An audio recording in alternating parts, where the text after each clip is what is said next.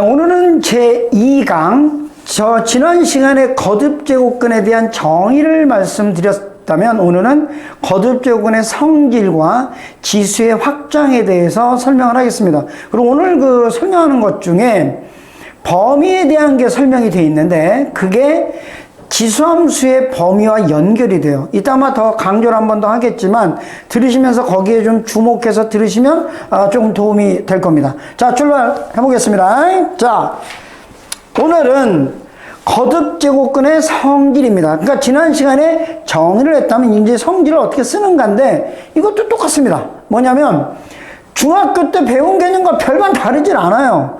우리가 얘기했던 게 이런 겁니다. 거듭제곱근의 성질이라는 건데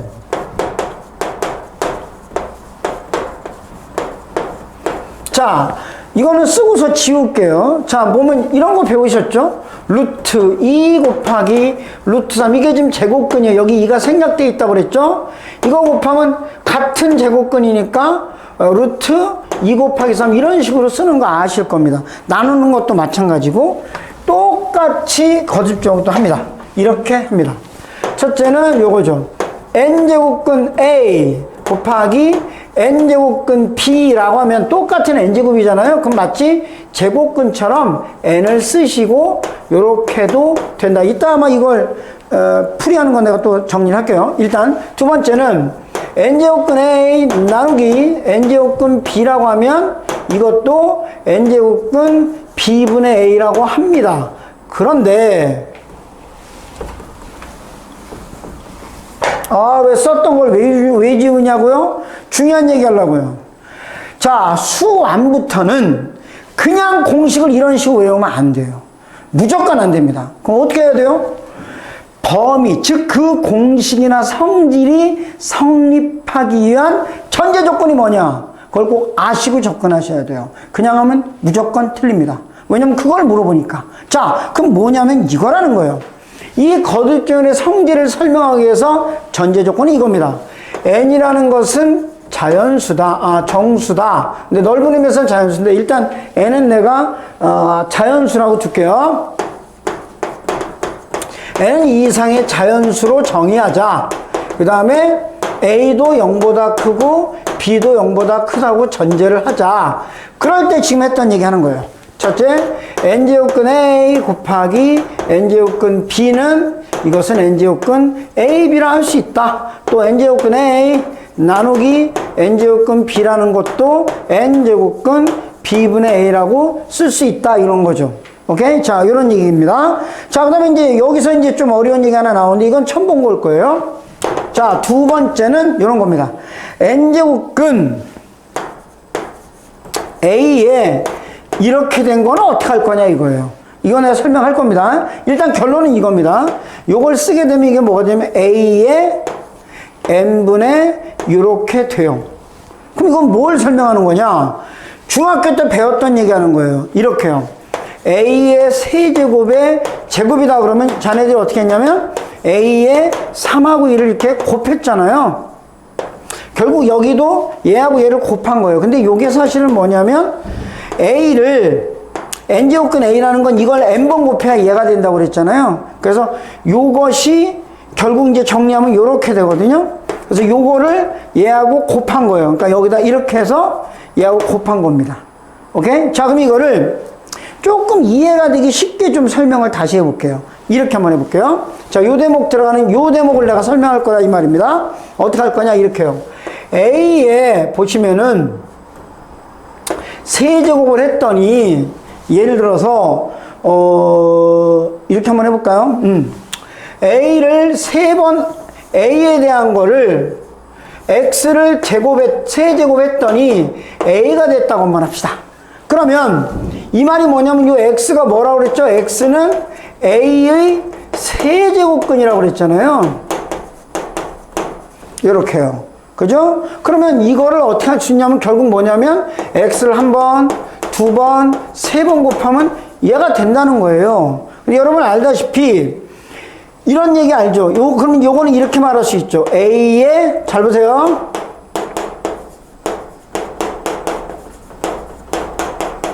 요렇게 돼요. 그럼 그럼 알다시피 밑이 같으면 지수끼리는 더하는 거 알죠? 이렇게. 그러니까 결국은 요 x가 바로 뭐냐면 a의 3분의 1이 되는 것이고, 결국 이걸 쓰자면 요렇게 써요. 요렇게요. 그러니까 요렇게 써놓을 수 있으니까, 바꿔 쓸 수 있으니까 요런 얘기를 할 수가 있는 거죠. 오케이? 요런 얘기를 할 수가 있습니다. 자, 요걸 기억을 잘 하시고요. 자, 그러면 이제 여기서 이제 확장이 되면 여기까지 확장을 합니다. 자, 이건 지울게요. 그러면 이제 확장을 하면 이거 내 교재에 있습니다. 보시면 되고요. 그 다음에 여기서 확장을 해서 이렇게 할 수 있죠.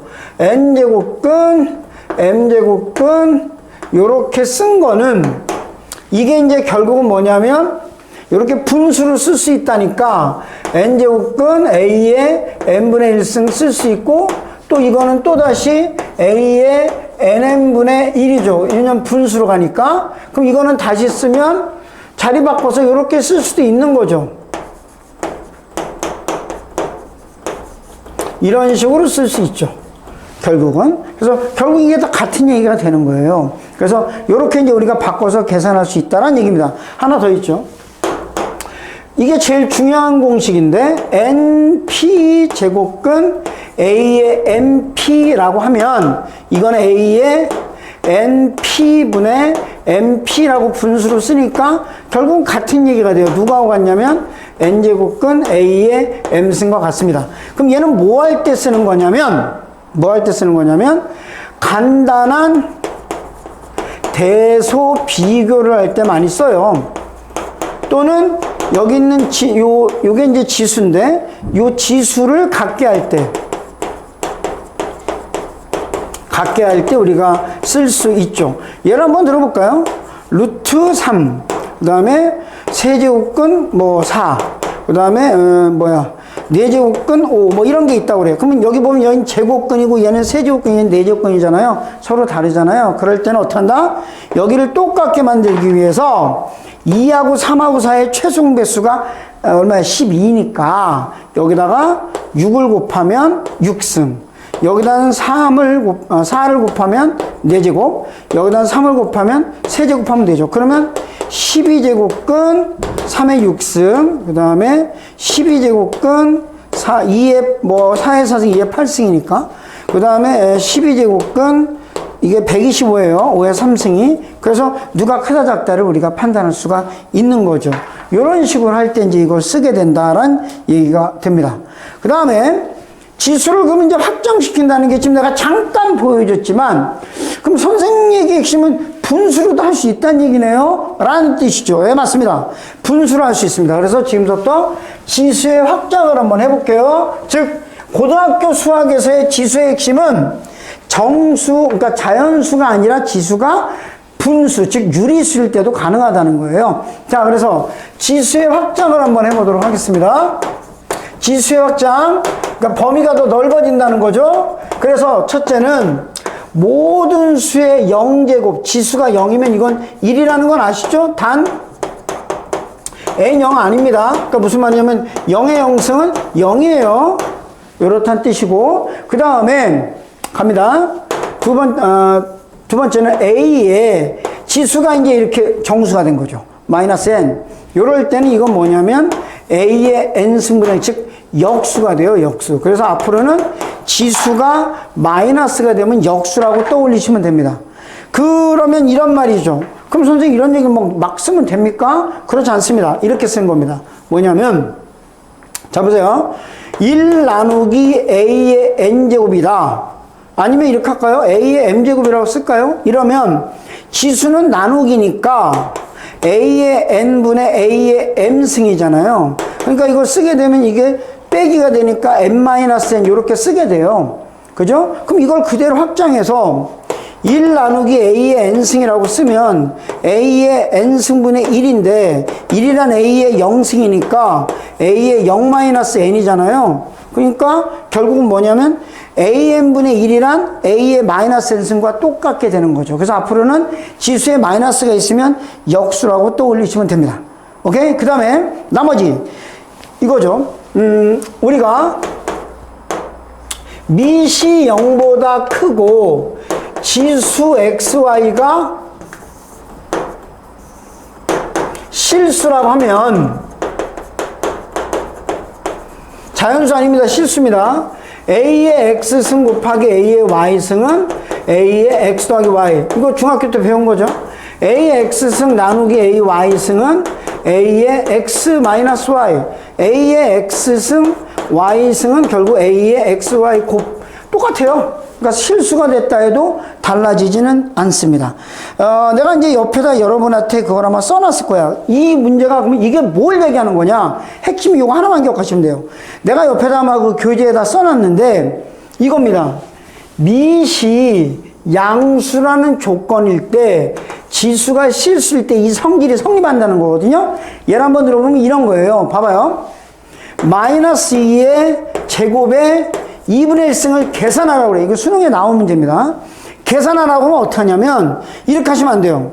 여기 지금 미시 0보다 좀 작단 말이에요. 그럼 일단 얘를 먼저 양수가 되게 만들어야 되는 거예요. 그래서 어떻게 하냐, 마이너스의 제곱이니까 이렇게 놓은 다음에 이제 얘를 계산해서 이런 식으로 답을 쓰셔야 된다는 뜻이 되겠습니다. 자, 하나만 더 얘기할게요. 그래서 이제 결론은 이런 겁니다. 거기 내가 준 교재에 보시면 이런 말이 써 있을 거예요. 지수법칙이 성립할 조건이라는 걸 표로 좀 나타냈을 건데 이런 얘기입니다. 지수법칙이 성립하려면, 잘 보세요. 지수법칙이 성립하려면 지수와 밑이 있을 건데 만일에 지수가 자연수라면 밑은 0만 아니면 돼요. 0만 아니면 됩니다. 그 다음에 지수가 정수라면 얘도 마찬가지로 얘가 0만 아니면 돼요. 근데 만일에 지수가 유리수라면 이때는 어떻게 돼야 되냐? 0보다 커야 되고 실수일 때도 0보다 커야 됩니다. 무슨 말인지 아시죠? 그래서 요 범위에서만 성립합니다. 나중에 아마 어디죠? 지수함수로 가시면 아시겠지만 지수함수에서 이런 꼴이 나올 거예요. 이럴 때 정의를 어떻게 하냐면 밑은 0보다 크고 1이 아니다라고 전제를 깔고 x는 모든 실수라고 써 있을 겁니다.